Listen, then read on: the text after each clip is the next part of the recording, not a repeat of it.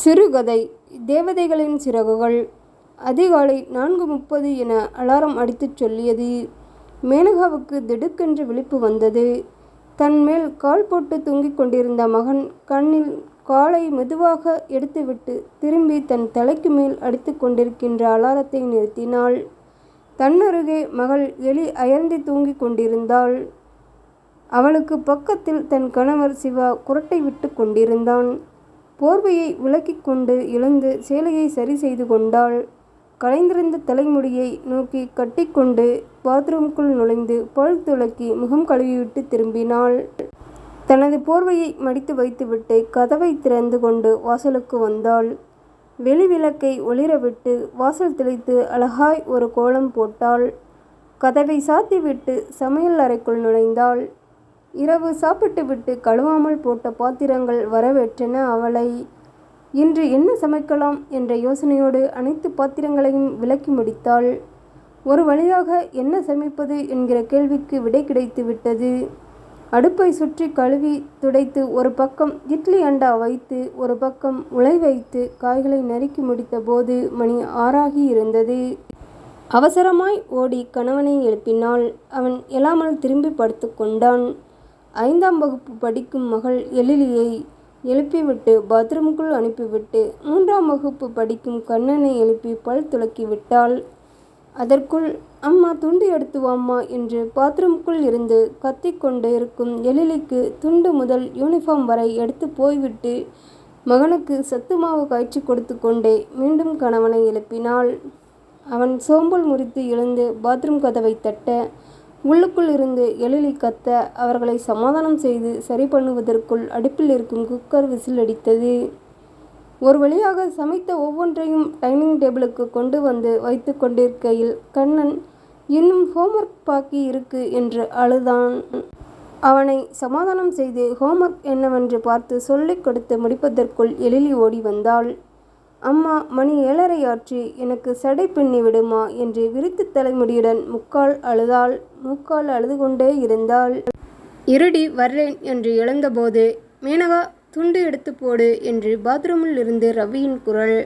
ரவிக்கு துண்டை எடுத்து போட்டுவிட்டு எழிலிக்கு சடை பின்னி அவளை அழகாக்கி விட்டு கண்ணனை குளிப்பாட்டி அவனுக்கு யூனிஃபார்ம் மாட்டிவிட்டு டைனிங் டேபிளுக்கு வந்தாள்.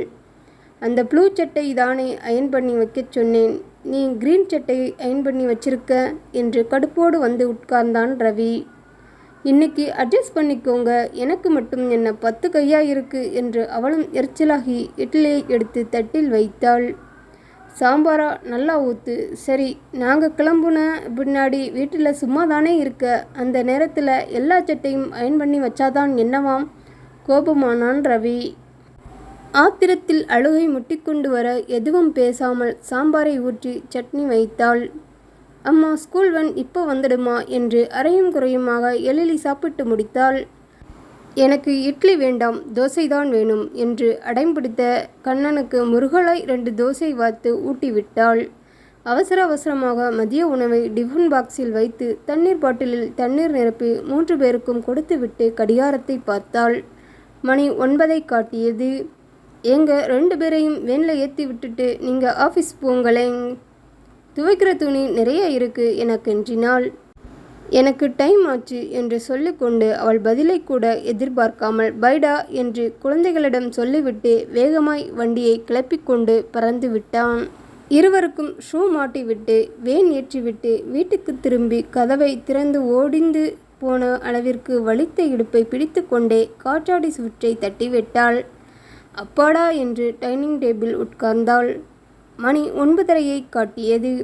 2 இட்லி எடுத்து தட்டில் வைத்து சாம்பார் ஊற்றும்போது வாஷிங் மிஷினில் துணிகளை போட்டுவிட்டு வந்து சாப்பிடலாம் என்று தோன்றியது அவளுக்கு.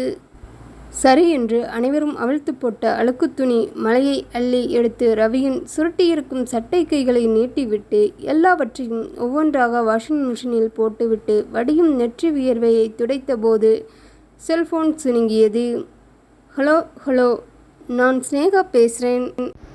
என்னோட ப்ளவுஸ் தச்சிட்டிங்களாக்கா? 3வது தெருவில் வசிக்கும் ஸ்னேகா கேள்வியுடன் ஆரம்பித்தாள். இன்னும் இல்லைம்மா, பாதி வேலை முடிஞ்சிட்டது, நாளைக்கு வாங்கிக்கலாமா என்றாள் கெஞ்சும் குரலில். இல்லைக்கா, அர்ஜெண்டாக வேணும், இன்னைக்கே கொடுத்துடுங்க, நாங்கள் ஊருக்கு போகணும் என்று அவசரப்படுத்தினாள். சரிம்மா, சாயங்காலம் வந்து வாங்கிக்கோ என்று பதில் தந்துவிட்டு வாஷிங் மிஷின் துவைத்து தயாராய் வைத்திருந்த துணிகளை எடுத்து ஒரு ஃபேஷனில் போட்டு மொட்டை மாடிக்கு ஏறினாள்.